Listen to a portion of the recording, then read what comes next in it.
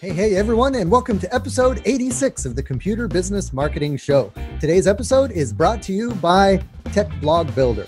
Tech Blog Builder is the blog writing service for IT businesses. We craft content that converts website visitors into customers with 100% unique, SEO-ready, professionally written blog posts delivered on a consistent schedule.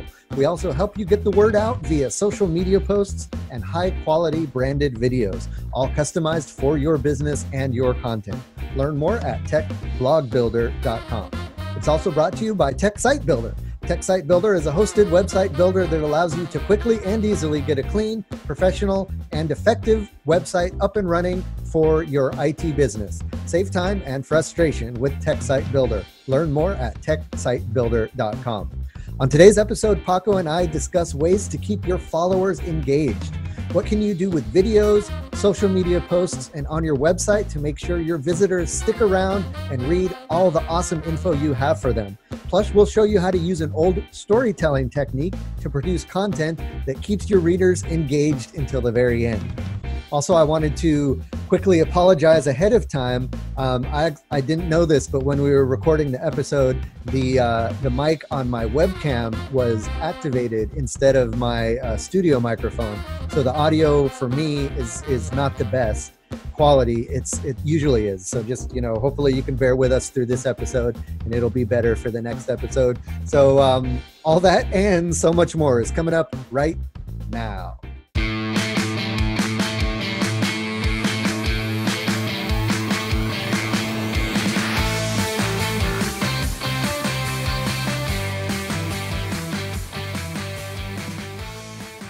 All right. Hey, everyone, and welcome to the Computer Business Marketing Show. If you own or work in an IT services business, this is the place to learn how to get more clients, keep them happy, and grow your revenue. You can watch, download, and or subscribe to all show episodes at computerbusinessmarketing.com. You can also catch our live stream on Facebook every Thursday at 7 p.m. Eastern. Just be sure to like the Tech Site Builder Facebook page and click on the following tab and select See First so that the live stream will jump to the top of your feed. So what's interesting enough about that is my screen flickered. So as I said it tripped me up, and I was like, wait, Right. But yeah. Yeah, it's like, if someone's reading off cue cards or giving a speech or something and the thing goes down, you're like, oh my God. And then I thought I could, but then that's exactly what it was. I thought I could ad-lib it, and then I was like, no. So That's anyway. funny. All right, well, guys, today the topic is all about how to keep your customers engaged. And we don't have a guest today. It's just going to be Paco and I kind of throwing out some ideas and some thoughts about this. And the reason I thought this would be a good topic to talk about is I think it's a super important thing to keep in mind as we do marketing for our business in all aspects of it. No matter what we're doing, a thought should always be in our mind. How do I get the customer or the potential customer to read my stuff, to watch my stuff, to follow it, to keep coming back, because as we've talked about in previous episodes, you need to have multiple touch points with potential clients, and they need to see you multiple times before they feel comfortable, before they feel like they got to know you, and before they actually buy from you. So how do you keep them engaged, keep them coming back for more? And we're going to throw out some ideas. So before we get to that, though, let's see what's been going on in your world, Paco. What you been up to? Not a whole lot. Just really been busy with a lot of computer repair shops. I run a computer repair shop, or actually an IT business. See, this is how back I am. IT business support shop out in the West Loop of Chicago. For those that are tuning in, and yeah, it's just been a lot of busy, a lot more calls, a lot more computer repairs. We've been really getting an uptick this month. Closed a couple good clients. It's funny enough, I actually closed my first Puerto Rican law firm. So me being of Puerto Rican descent, we right away, it was one of the prospect calls where we spoke, noticed that he was from Puerto Rico. I was speaking with the one of the partners, and then it turned out that and there's a thing that's unsaid in our culture where if someone else is also Puerto Rican, we're immediately family. So it's one of those where like, oh, it's like, it's our, distant cousin and what, for that point. And so apparently because of that allowed me to get an in-person meeting with them. And yeah, just basically kind of told them what we do, what we can do as a 3-person law firm, and closed them. So it was a great opportunity. We're working on kind of standardizing their platform, and that's pretty much from there. Outside of that, 2 really big highlights, at least for me in this week. First one is I'm officially on payroll. So my business, Prodigy Techs, is officially paying me and also paying Uncle Sam, is what I found out. So it's some interesting, very interesting things that I have to, 1, follow up, and then 2, make sure that I'm paying the right things, because as me and Matt were talking about earlier in the show, there's a couple of things I didn't know about, so I got to talk to my accountant and make sure everything's going good with that. So it's a very gratifying feeling to know that I now have an actual pay stub. So, and as time goes on, I'll be increasing my salary per month in record of my recurring. So what I'm doing as a general rule of thumb, I'm following the Profit First platform of it, where you pay yourself in the bracket of the assessment that I did is half of what we're taking in goes to payroll. So that's what I've done so far, according to what I'm collecting monthly recurring. So although we do close much more than what we're getting monthly recurring, I figured keeping it this way on a consistent basis until I have a good monthly recurring income to come in, then it'll be the standard, and it kind of moves over little by little. And then everything else that I close just sits in the account and, can go to distributions or whatnot. So that's how I have it set up for right now. I'm using, again, as I mentioned before, QuickBooks Payroll. So it's a flat fee. It's been working out for me, and I'm starting to use that to pay my contractors as well, to keep track of the 1099s that I have to provide them if I do pay them more than the $600 in a year.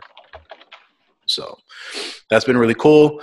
And then I've been plagued since last Thursday till now with email issues, G Suite issues, and Office 365, where Outlook continues to keep crashing, or rules that got put in place by the client and we don't know why they put it in place. It must be a corrupted transport rule, all the way to basically everybody emailing each other and it's coming up as spam for Gmail clients. So it's been a lot of DMARC, DKIM, and SPF records all week.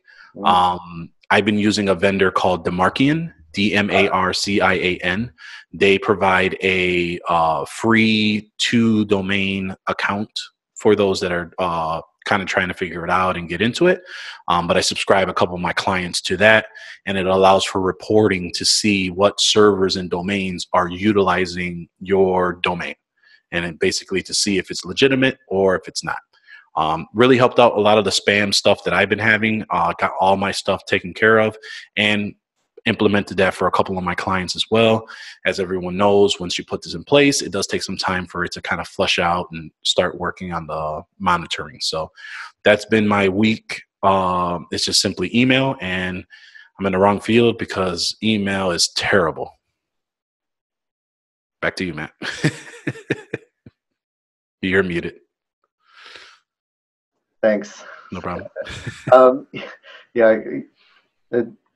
Email is the bane of all of our existence, right? I mean, as a web developer, I'm always asked email questions as well, and there's always some kind of email that gets tied to it, whether you're mapping a domain name and you've got to add the MX records and DNS, and you got to make sure that's all taken care of, or even when you have contact forms on a website, certain web hosts, or so sometimes the contact form, a customer fills it out, it doesn't get to the end person, and you have to figure out why that is. Sometimes it's because of the hosting. Sometimes it's because of the email provider of the recipient. For example, I know Hosted Exchange likes to filter out forms that get sent from a website because it's quote unquote spoofing the email of the person, of the business owner, because it's saying, because the email is either coming from the business owner, it's coming from the person who filled out the form, when technically it's not. Technically it's coming from the website. So, right. So the exchange has some filters in place that tend to filter that out. So you have to troubleshoot that, and then sometimes you gotta add SMTP server info onto the website itself so that the website can send through the SMTP server. And yowza, yeah, it's no fun. So I wish we can just all go back to sending letters in the mail. Yep, and pay the postage. Or chat, right? Let's just skip email. If you got to send long form stuff, send it in the post. Otherwise, use a chat app, and I think we'll all be happier for it. Yeah. Email is such like an antiquated technology, right? It was invented way back, when the internet was first getting started, and it hasn't changed much since then. There's much better technology now to communicate with people, but we're entrenched in our email world. Yep. So and it was only meant for just communicating, and now they stuffed all kinds of stuff to this thing, attachments and and now you get like a 1-sentence email, and you're like, dude, you could have just called or messaged or something. Open up a ticket through the little open up a ticket. There you go. Exactly. So we could turn the show into an email bitch session, but I'm sure you guys all can relate to that. So let's see what's been going on with me. Not a whole lot, just keeping the wheels on the bus, and working on some ongoing projects and keeping my clients' websites up and running and keeping them happy. One cool thing that a buddy of mine is doing, that he just announced it today. So he's a friend of mine who is also a web marketing guy. And we're in a couple mastermind groups together for a couple years now. His name is Robert Simmons. He actually spoke at IT Owners Compass last year, the ITO Compass. He was one of the lightning round speakers. Anyways, he and his wife decided this year to sell their house and move to Disney World and live in Disney World for an entire year. So they're spending the entire year of 2019 going from all the different resorts, and basically they're going to kind of turn it into a business where as they're staying in these different places, they're going to review the food, the hotel, the amenities, and they're going to create like a blog, social media presence around basically just living in Disney World. They're both huge Disney fans, and they both had throughout the past gone to Disney World multiple times a year. So they figured we go so often, why don't we just go permanently and try to make some money out of it. So that's what they're doing. And I think it's kind of a cool example of thinking outside of the box as an entrepreneur, and really, using the freedom of being your own boss to do whatever the heck you want, man. Just go live in Disney World for a year, or go move where you want to, or do what you want to, and figure it out as you go. And that's what they're doing. Man, that just sounds so legit. Like, just to be able to say, yep, just going to sell my house, going to go ahead and live a year out in Disney. Right? Yeah, just, I'm going to go hang out with the mouse. Right. So their project is called Here with the Ears, HERE with the Ears. And you can search like in Facebook and Instagram and I think Twitter. They're all over social media. And I'll put a link in the show notes as well. But check that out if you're a Disney fan, or if you're looking for tips. If you have a family and you guys go to Disney World, or you're planning a trip, definitely follow them. They'll give you the inside scoop on the cool places to stay. And it's just kind of fun to follow them, see, because all of last year, they studied how to use social media and how to be engaging with social media. And so they're practicing what they're preaching. So it's good just to follow them to see what they're doing with social media, because they're doing, images and videos and hashtagging and all that stuff. So definitely check that out. And that kind of brings us to the topic for today, which is about how to keep your customers engaged. And I think that's something that they're going to be doing a lot of, is trying to pull in an audience of followers. And that's something that we talk about on the show, is that you want people to know, like, and trust you, so that they'll be willing to buy the services that you're offering, especially if you're offering high-priced offerings or services, or if you're focusing on a specific niche. You want to be the trusted person in that niche, and the best way to do that is to build a following of your target client who trust you and are excited to hear what you have to say, and are looking to see what you're going to do next. So I thought we'd spend the featured topic portion of this episode kind of touching on some ways to keep your customers engaged. So, so we know it's important. We know we want to keep people coming back to us. We know once we put something out there, we want them to read the whole thing or watch the whole video or stay for the whole entire thing. So let's start with video. So we know we've talked a lot, again, on the show about how important video marketing is, how it's kind of the wave of the future, if not the wave of the present, where, you know, there's so much noise out there. How do you connect with someone one-on-one without actually getting to meet them? And that's through video, because in a video, you're looking at them in the eyes, you're talking to them, and you're making that connection. So video is definitely a great way to get yourself out there, produce content, be seen as an authority. But how do you craft a video that is engaging and that gets people to want to watch the whole video and want to continue to watch your videos, and then you know, maybe hopefully purchase your services later on down the road? So some ideas I had for that, that I've learned over time and through watching other, you know, video marketing folks talk about what works for them. The first thing you want to do is make sure you start with a quick attention grabber. So something like maybe ask a question or give a controversial statement, or, you know, something that's going to get them to go, what are you talking about? Or you know, tease a little bit of what you're going to say later on in the video. And then they're like, oh, okay, that's something I want to learn more about, so let me stick around. Yeah, something thought-provoking, being able to really get the attention of your potential customer or your potential avatar, right? So you want to be able to make the discussion toward them, because that's all about, you know, creating the niche, being able to get to the right person. So like for us, what we're going to do is we're going to start speaking to law firms, healthcare specialists, and nonprofits. So what I've done is I've actually reached out to all my clients and previous prospects, have them all write reviews for us. And I'm now looking at those reviews to see what they were happy about with us and using their exact words to speak to that video, because we all would love to think, you know, we know what to say, that it translates to that. But once you narrow down and you get that right scope that you're looking to, that's a great source to try and figure out, or even email replies for, you know, that you send out to your reminders of, hey, just curious on how everything's going, things like that. You can use that as a source to make that quick attention grabber that's very thought-provoking or front of mind for them.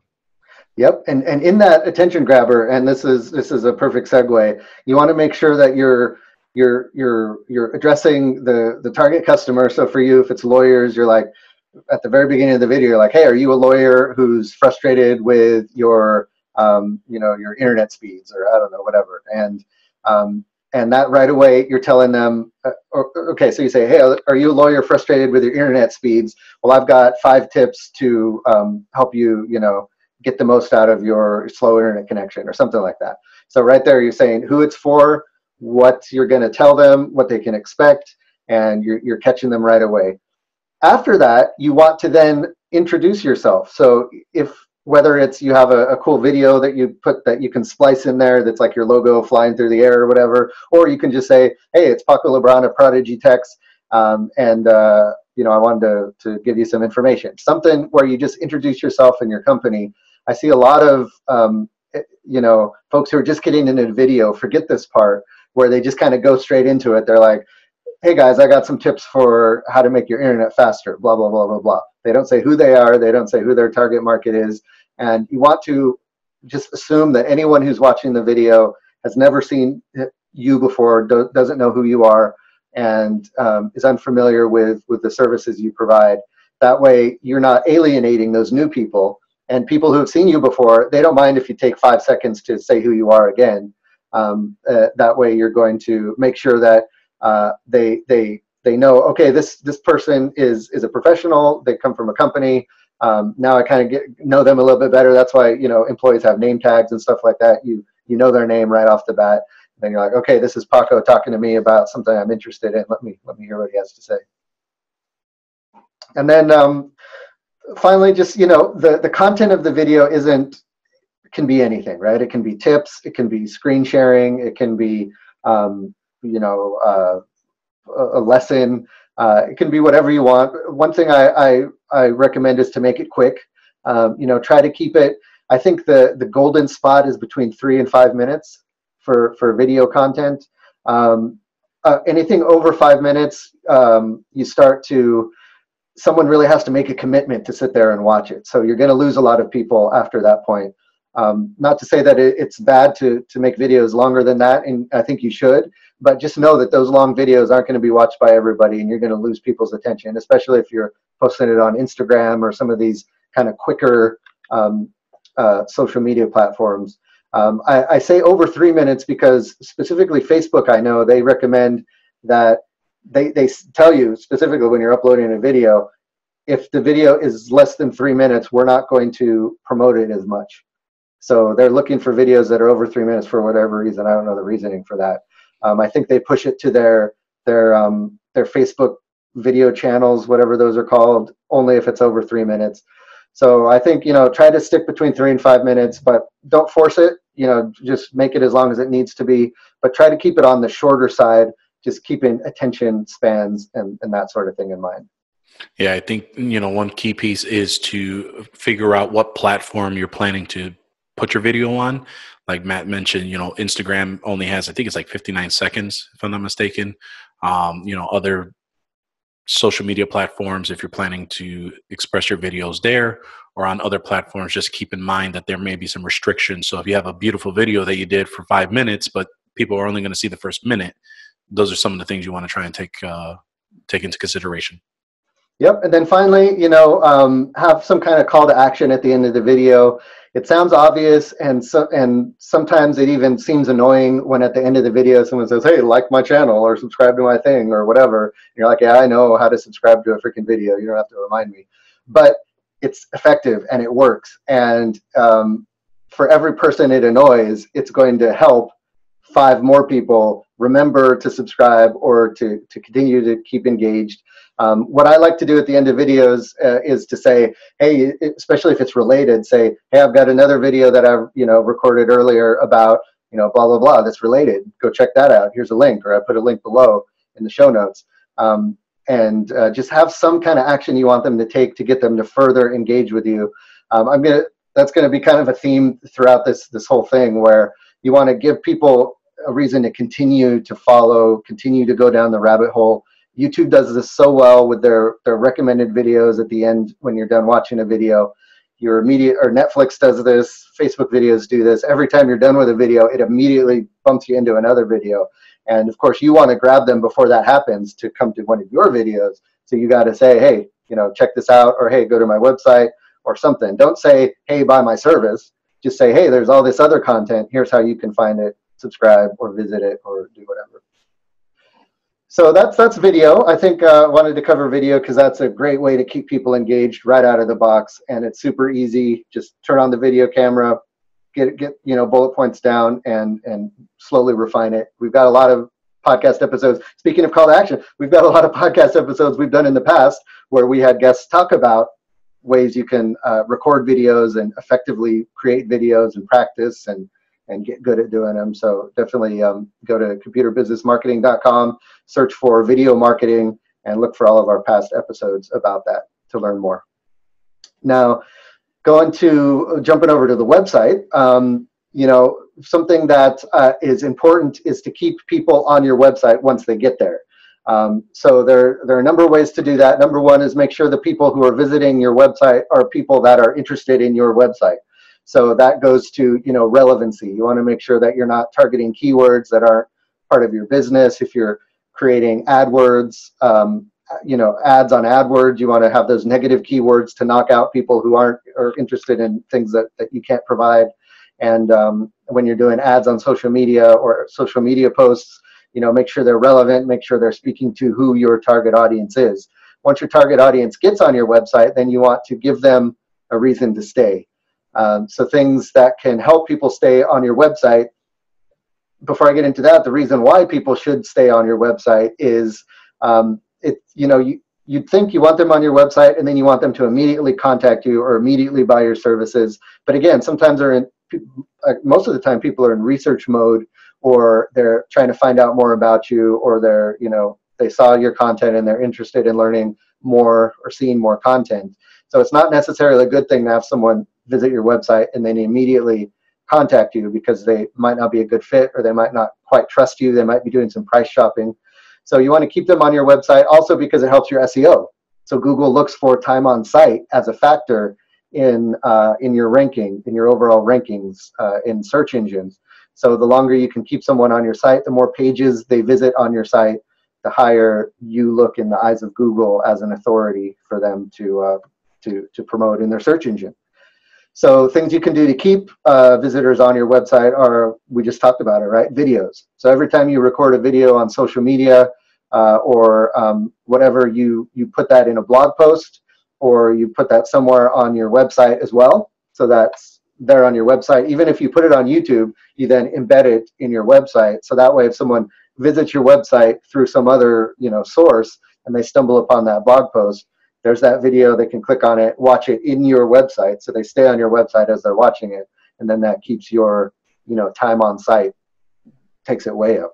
So I have a question that we can it'll kind of go into a tangent, but I've always wondered this. And there's two questions.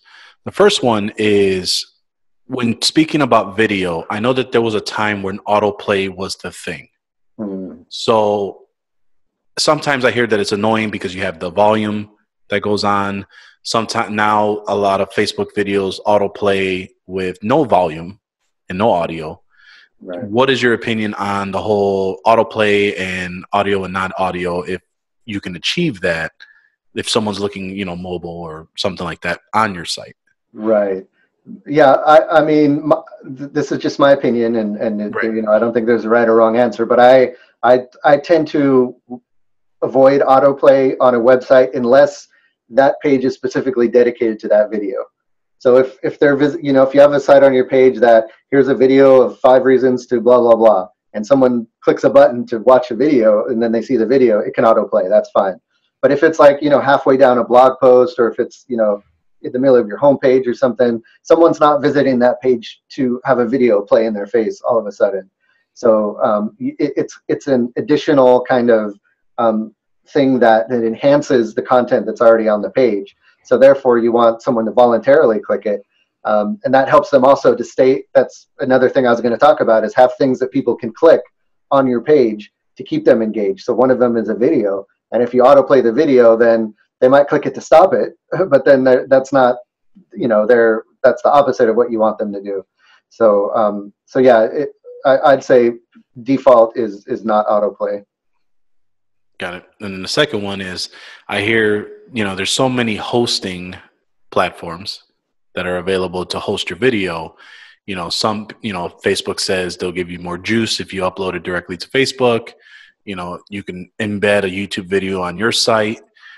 Then I hear others mentioning, enrolling in a service like Wistia or something like that to upload. Where have you seen the easiest / probably the best engagement for a website that has a video that you're going to host? Yeah, I mean, 9 times out of 10, I would recommend putting it on YouTube, just because YouTube is a search engine in itself, and it's nice to have that content found on YouTube separately. The only time you don't want to do that is if you don't want the video to be found separately. If the video is an integral part of the page, if it's, expanding on what you're talking about, or if it's enhancing something on the page, then you would look for some of those other hosting services like Wistia or Vimeo. And even YouTube has an option to keep it, hidden from YouTube. But I prefer the analytics and some of the other reporting features of, like, Wistia is really good. I like the player that you get with Vimeo, because with YouTube, it kind of forces you into YouTube's world, where Vimeo, it's kind of, you can brand it however you want, change the colors and stuff like that. So if you want more control and you don't necessarily care if it's found, outside of your website, then some of those other platforms are good. I use Vimeo, for example, because it's super affordable. But And I feel like the interface is a lot cleaner, in my opinion, versus YouTube.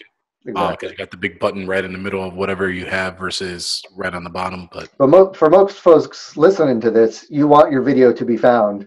and you don't care if it's found separately from your website, in which case throw it on YouTube, and then just make sure, in the description and in the video itself, you have a call to action saying visit the website. Colleen, who's watching the video, says that she finds both options annoying, whether it's, the video auto playing on mute or the video auto playing with sound on. Because she said if it's audio playing on mute, then she doesn't, she might miss. And that's what I don't like about Facebook too, is 30 seconds of the video might have gone by before I realize it's something I want to watch, and I click unmute, and then I've got to, rewind it or whatever, and that's kind of annoying. So I like to see the video, what it is, and then if I want to play it, I click play, and it plays, and there's sound and everything. So sticking with the website theme, the biggest way to keep someone engaged on your website is give them continual things to do. So, great content, number one, of course. You want to have great content that speaks to your target audience, that informs them about what your business is about, but give them more things to do. So what I like to do is, on my homepage, when I build websites for clients, this is what I do. Every section of the homepage has its own button that you can click that takes you to another part of the website that expands on that idea. And then on that page, it might be a service page or something. You read about the service. On there, there's different things you can click. There's links within the content that link out to other parts of your website. At the bottom, there's a call to action button to either contact them or read more information. So I like to give people pathways through the website to I keep going back to this phrase, but go down the rabbit hole of following content and getting more information and just getting sucked into your world and almost going in a circle of click a button, go here, click a button, go here, click a button, go here, until they're just saturated with all the information about you that they can get. Plus, there's something psychologically gratifying about clicking through things and clicking buttons and interacting with a website. I forget where I read this, but people were more likely to have a favorable view of a particular company or product of their website if they were given opportunities to further interact with it, rather than just getting a wall of text and getting all the information up front. Even if you break up this big page, each paragraph you put on a different page and then you lead them through button clicks or whatever, they're going to have a better experience with that than they would with just a big long page of information. And I think you even mentioned too, converting your links to buttons caused a huge drastic change in engagement. I forgot if it was your website or YFNCG at the time, but I remember you mentioning that when you flipped that, it actually really started the engagement. Yeah, that was actually in emails. When I changed the links in emails to buttons, that really helped the click through. And so I took the lessons from websites and applied it to emails. So use lots of buttons, have paths to follow, through your website for people. And then finally, just, every now and then add a cool little interactive feature, whether, it's like a drop-down accordion or a content slider. There's been a big pushback against sliders in web design and web development and just in general, because they're seen as excessive and not necessary. And, studies have been shown that people actually don't click through the slider. And that's true if it's your homepage and it's the top of your homepage and it's a slider, that's the first thing you see. But I personally I don't have any data to back this up. I just personally like to throw in sliders in other places in the website, whether it's a gallery or maybe testimonials or something where, there's a lot of the same information repeated over and over again in different ways, like testimonials or whatever. So you don't give them a whole list. Instead, you just show them one, and then you give them an arrow to continue to read or continue to view other pieces of information. That just, again, helps people stay engaged, helps people know that, there's more information about this than I can see. I just got to click that button, and then they can slide through. It makes it kind of fun. So that's what I got for the website to keep people engaged on your website. Something else with where blogging is concerned that I think not enough people are doing these days is to do blog series. I used to see these a lot. I don't see these too much anymore, where it's like, here's blog post part 1 of a 5-part series on some topic or on some, huge, broad kind of idea. I like the blog series because it gives your readers a reason to come back to your blog, next week or next time. And that also allows you to really dig deep on a certain topic, phishing or viruses. You can go into the history of viruses, and you can go into lots of different things. And as long as the content is interesting, it's a way to hook people in and then give them a teaser at the end. So you can say, like, you can mention I just talked about phishing, but there was one, scandalous phishing story that ended up costing a company billions of dollars. We'll cover that in next week's, blog post. And then, you hook them in, you get them, like TV shows do, you get them to watch the next episode. Same bad channel, same bad time. Right, exactly. So nothing to expand on there other than just that's something cool to try out. Now, could you essentially with the blog series also do this as a video series and the same thing as a blog, or is it not as productive to do a blog series with videos in them that you're doing a discussion on? I don't see why not. That's actually a great way to kill 2 birds with 1 stone, right? You got you're creating videos. The videos can be in a series as well as the blog posts. They can be tied together or they can be separate or whatever. But yeah, I don't see why that couldn't work with videos as well. Okay, and something that is, I threw this in the list and I'll throw this out there, but I think it's pretty obvious, is just email newsletters in general. Is a way to keep people engaged, because once they see your social posts or once they visit your website and they're interested, you get them to sign up for your newsletter, with a lead magnet or some kind of promise of future, information, and then send them, continual newsletters on a consistent basis, even if it's just to update them on new blog posts or new videos you created. Is just a way, to keep people interested and remind them that you have this consistent content that's coming out.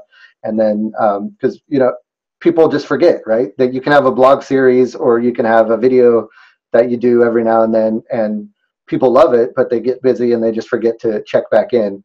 And so you want to make sure you hook them in and are able to communicate with them to say, hey, our new video came out or our new blog post came out.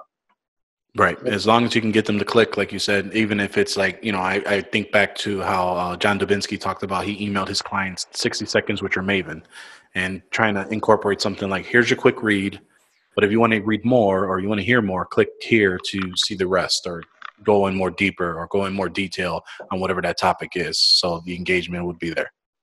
Right. Yep, exactly. Yeah. So the newsletter is a tease.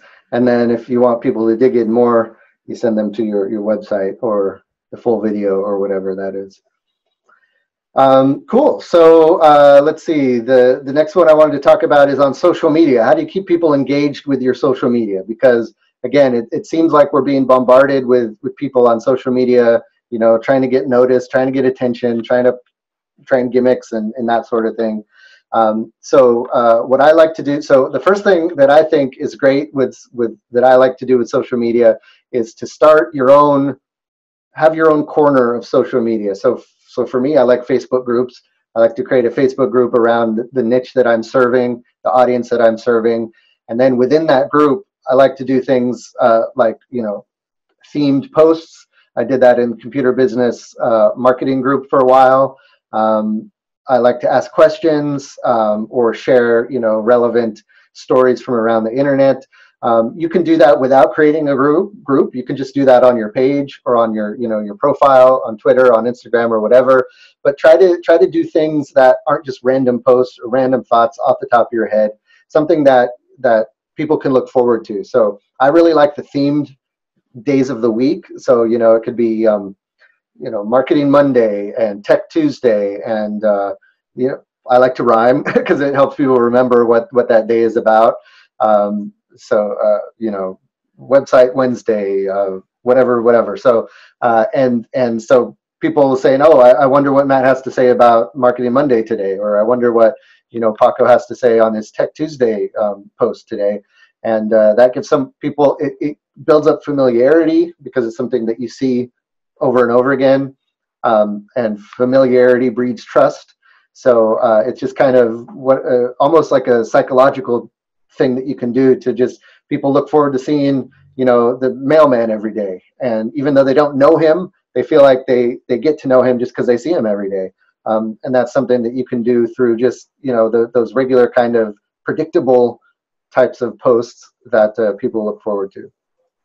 I also like I said before, if you ask questions, that's how you can spark interactivity. And interactivity is a great way to keep people engaged, because once they start interacting with you, then you can respond to them, then they respond to you, you get a dialogue going, and that really helps to breed familiarity and open up that dialogue. So just throw, every now and then throw out a question. Don't have social media just be you broadcasting and telling people what to do over and over again. You can ask them, questions that you're truly interested in about.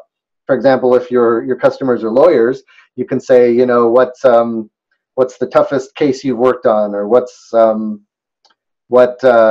do you look forward to the most about practicing law, or something that doesn't even necessarily have to do with technology. It could just be about your target market, and then you can get to know them. So they answer the question, and then you get to know them a little bit better, so that you can serve them better down the road.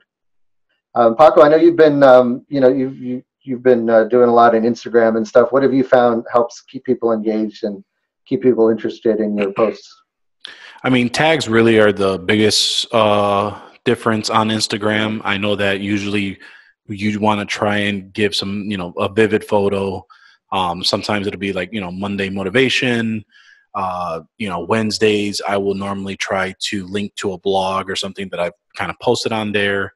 But I've heard that the stories for Instagram are starting to become more and more the go-to now, and not as much as the feed.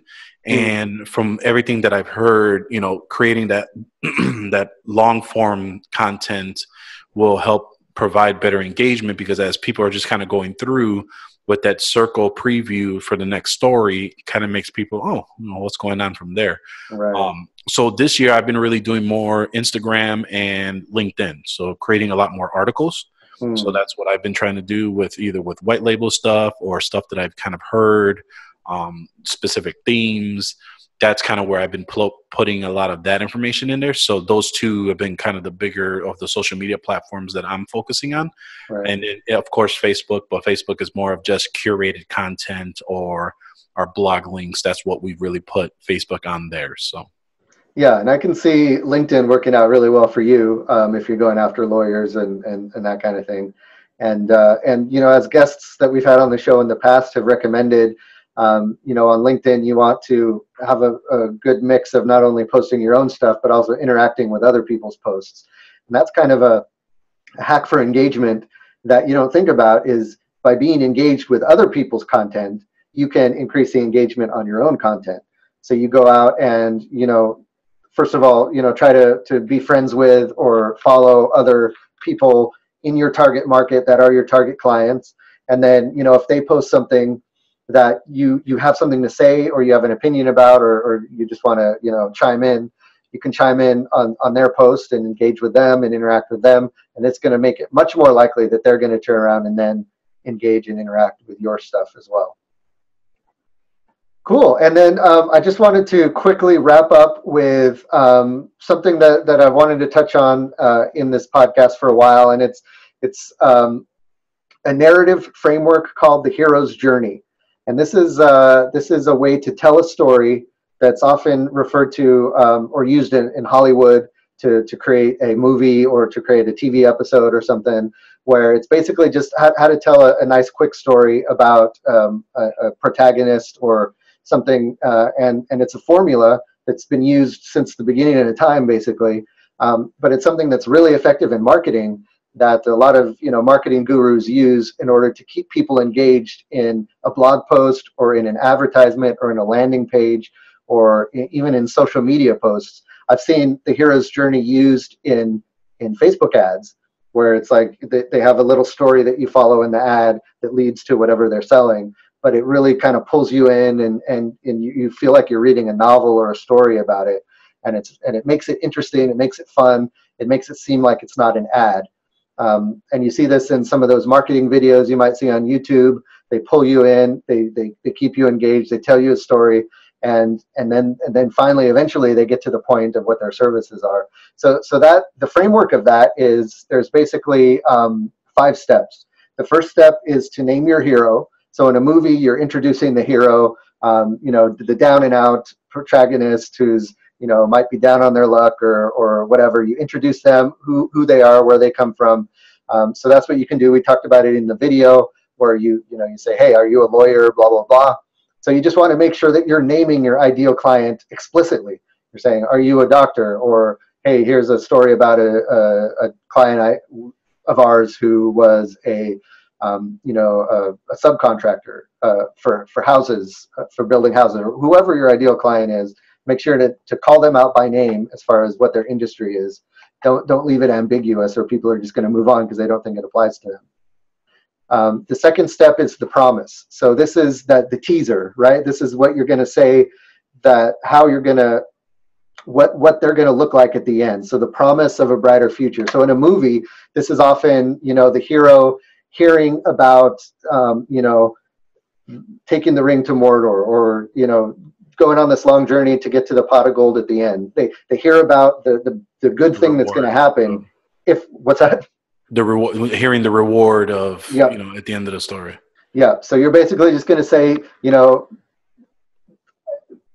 a lawyer, you have an issue, but there's a better way. There's a light at the end of the tunnel with a quick promise. It's always very quick. It's always just it's a possibility, but it's outside your grasp right now. The third part of that is the conflict. So this is the actual problem. That you can describe the problem, or you can talk about someone who has had that problem. But this is where the conflict occurs. This is where the person relates to the pain, and you help them relate to that pain. So whether it's like we said before, slow internet, or getting a virus, or losing money, or losing clients, what is the pain that they're feeling because of whatever problem they're having? And that can be a majority of your content, actually, is the conflict. So people can really kind of live in it for a little while.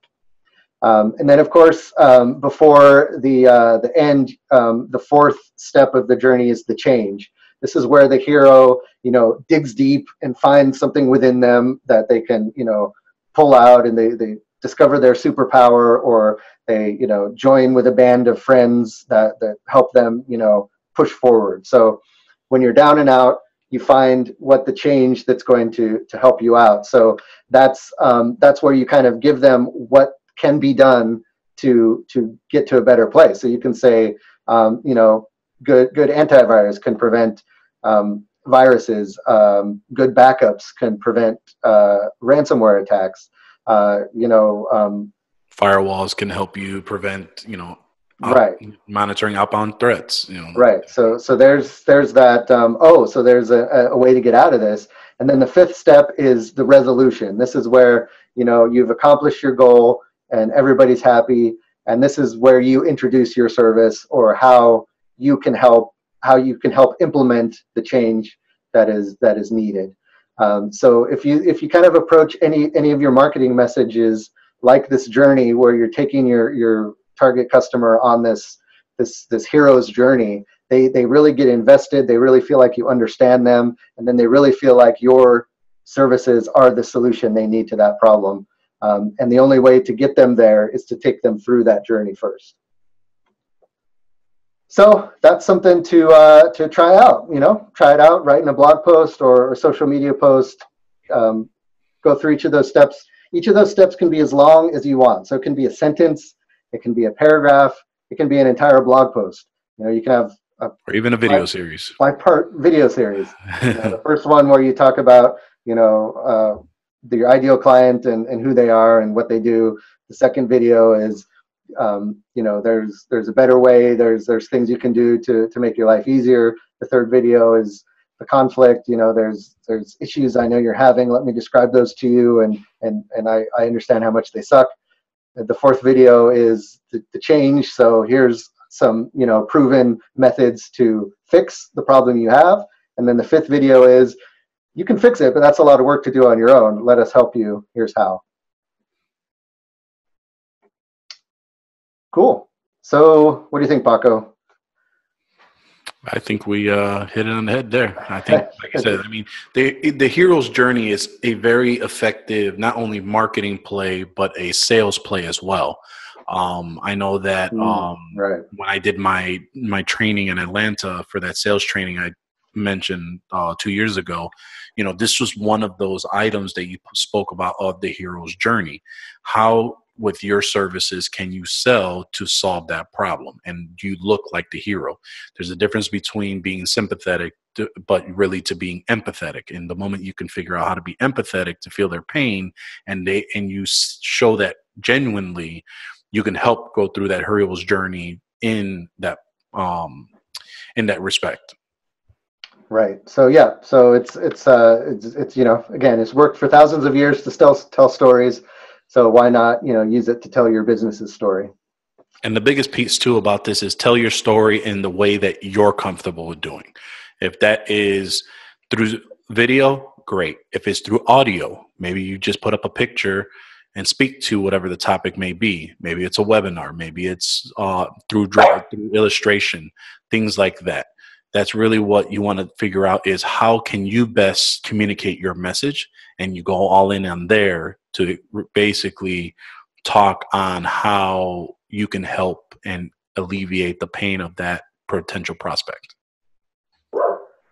Right. And so really quick, I'll mention our sponsors. Both of them are, services that can help you tell your story and help you keep your customers engaged.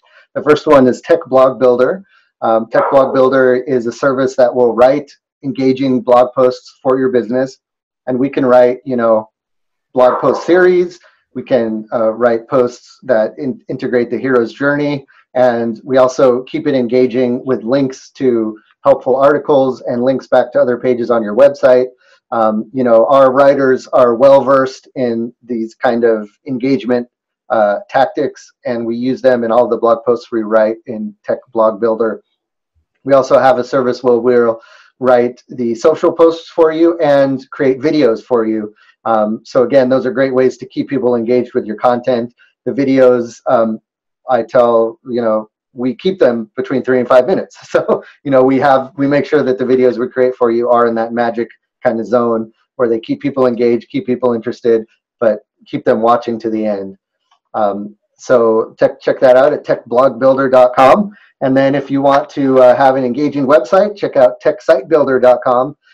The way we do that in TechSite Builder is we give you access to a page builder that has all of these cool fancy little things that you can add to your page, like the sliders, carousel, drop-down boxes, all these cool little interactive things that you can add to all your pages to keep people just clicking around and checking it out and keeping them engaged. And you can easily create all of that stuff with drag and drop. You don't need to know any code.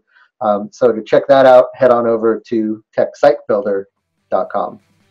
And then we'd love to hear from you in the Facebook group. Head on over to techsitebuilder.com/group, or go to Facebook and search for Computer Business Marketing.